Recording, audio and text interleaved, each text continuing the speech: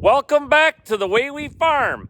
So this week, once again, Mother Nature threw a curveball at us and things didn't go according to plan. That seems to be a reoccurring theme here on the way we farm.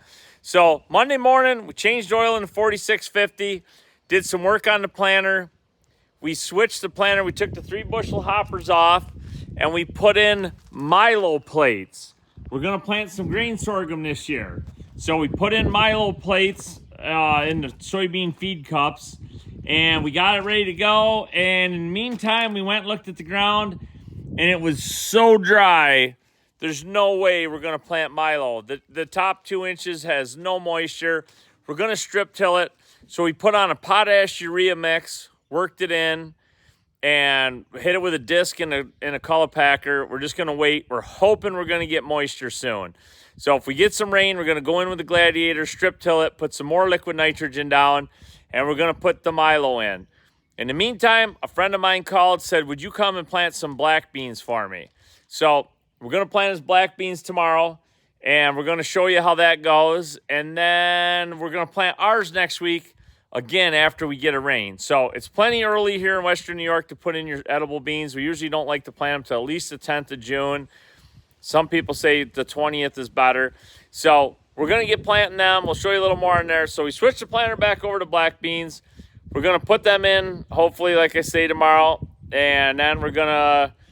Today, I had a corn and soybean meeting. I'm the vice president of the New York Corn and Soybean Growers Association. So we had a meeting. Our meeting was hosted. One of the guys on our board is Tim Winters, the CEO of Western New York Energy. So we met up there and we did a tour of the ethanol plant afterwards. That's where about 2/3 of our corn goes. So that was today. While I was gone today, Troy spread potash with a pull-type fertilizer spreader on the ground that's going into the edible beans, and he also spread some on some first cut and hay they cut off. The hay's growing back a few inches, but better to get the potash on it than not get it on. So he did that. He hauled a load of stone. We're going to work on the pad for the new grain bin, hopefully next week. We're going to wait till it gets good and hot and humid to do that. So follow along, and we'll check in with you at the end of the video. Thanks for following. So we went from wet back in April in the first week of May to extremely dry. So I think we had, I think Troy said 9 days without rain. Then we had about 7/10 of an inch. Now we've gone 20 days. That's the 6th longest stretch in history in our area. So we haven't had rain. Our wheat is short. It's just over my knees. A lot of it, there's heads way down in here, little tiny heads. We never grow. This is a tire track, so that don't count. But we got these little heads down in there. So we seldom grow wheat this thin or this short. So typically, when you're in the combine and you're going down through, you can't even see ground down between the wheat. But I'm afraid our wheat crop's going to be highly disappointing.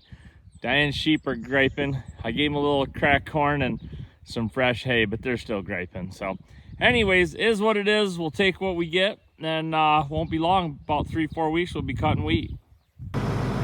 So we had an ice storm back in March. A bunch of branches come down, a few trees fell over. So before we plant these dry beans next week, we got to push these trees in while it's dry. So pushing these branches in.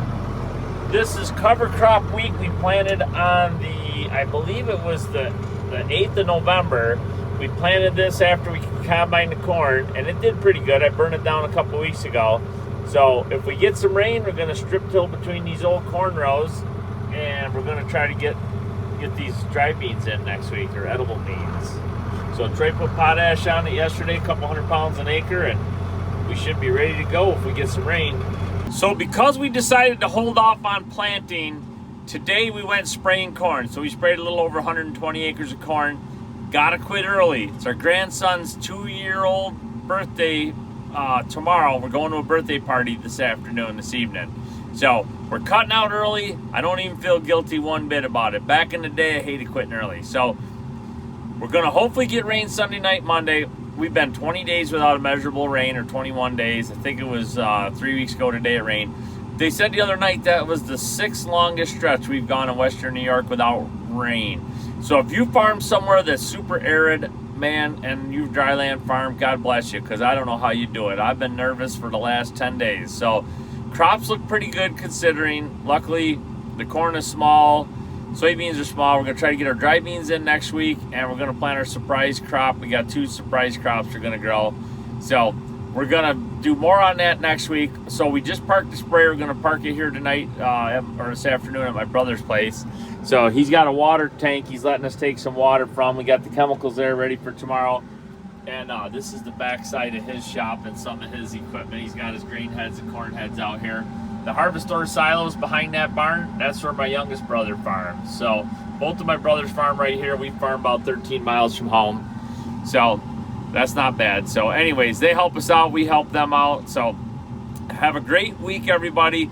Thanks for watching. Next week, more exciting content, I promise.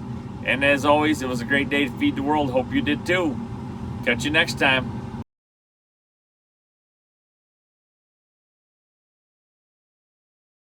Welcome back to The Way We Farm. It is April 27th. It's the first official day of doing field work for us. Unfortunately, tomorrow 70% chance of rain, almost 100% Friday, Saturday. But we are strip tilling cover crop wheat that we killed 6 days ago with our 400 HD and our new Gladiator. We just got the fertilizer system all squared away. And look at that bad boy. Woo! We are looking good, Troy. We are looking good. Yeah, we got the thumbs up. I think he's happy to get his new toy going. Look at that beautiful soil. Man, them cover crop roots are gorgeous. Man, I'm excited. I do love farming. Holy cow, I get paid to do this? Really?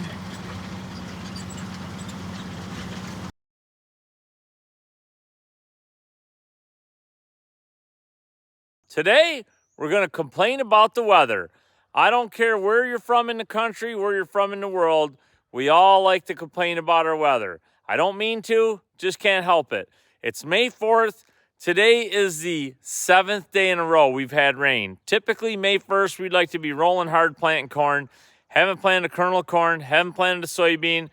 Did a little bit of strip tilling, sprayed some burn down. That's all we've done. Put nitrogen, an early shot of nitrogen on the wheat. So yesterday we put our fatter tires on the sprayer so we could put a second shot of nitrogen on the wheat, spray the rest of our burn down. So we have a pretty well-drained farm. We haven't had a ton of rain, but here's our parking area. And look at the water. There's water sitting. It's just sticky. We just tried to move some tires around. Look at the mess we're making. So just not fun. So we have drainage tile on a good share of our land. I always say we get enough rain, we just don't get it at the right time.